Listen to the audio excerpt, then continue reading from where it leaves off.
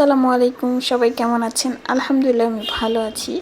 তো 4 পিস কাতলা মাছ ছিল, তো ভাবলাম যে এটা আমি একটু ভেজে ভর্তা করি, তাই ভাবলাম আপনাদের সাথে শেয়ার করি। তারপর এই তো আমি এগুলো মাছগুলো ভেজে নিচ্ছি, 4 পিস আর কি। এইগুলো আমি একটু ভালো করে ভেজে নিচ্ছি। তো তারপর এই তো আমার প্রায় এক পাশে ভাজা হয়ে গেছে, এই যে। তো আমি উঠাই নিচ্ছি মাছগুলো, আমার ভাজা শেষ। তো তারপরে আমি এগুলো একটু ঠান্ডা করে নিয়েছি, নিয়ে আমি এগুলো ভালো করে কাটাগুলো বেছে নিচ্ছি মাছের।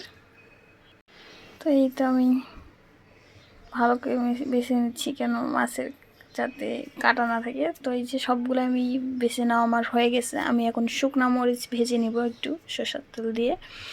তারপরে রসুনও ভেজে নিচ্ছি। তো রসুনগুলো আমি একটু লাল করে ভেজে নেব। আমার মনে হয় সব ভর্তাতে একটু রসুন ভেজে দিলে বেশি ভালো লাগে। তো এই তো আমার ভাজা এটা হয়ে গেছে, আমি একটু পেঁয়াজ ভেজে নেব এখন। তো এই তো আমার পেঁয়াজ আমি ভেজে নিচ্ছি অল্প তেলে আর কি, একটু।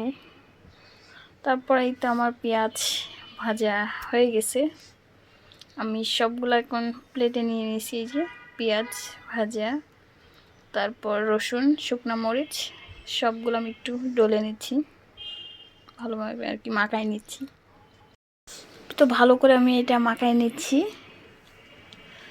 এই তো দেখা যায় যে বাসায় মাছ আছে অল্প, তো রান্না করলে দেখা যাচ্ছে কে খাবে। তো ভাবলাম যে আর রান্না সবসময় খাইতে ভালো লাগে না, তো ভাবলাম যে ভর্তা করি।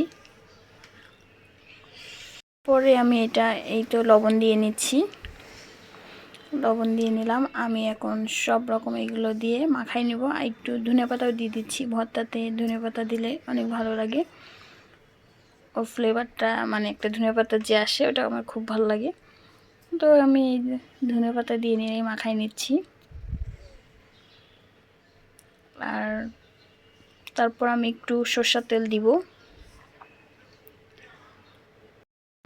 এই তো আমার ভর্তা হয়ে গেছে, দেখে অনেক সুন্দর দেখা যাচ্ছে। খেতেও কিন্তু ভাতের সাথে, গরম গরম ভাতের সাথে অনেক ভালো লাগে। তো কার কার আমার মতো ভর্তা পছন্দ অবশ্যই কমেন্ট করে জানাবেন, কেমন হয়েছে অবশ্যই জানাবেন। তো আল্লাহ হাফেজ।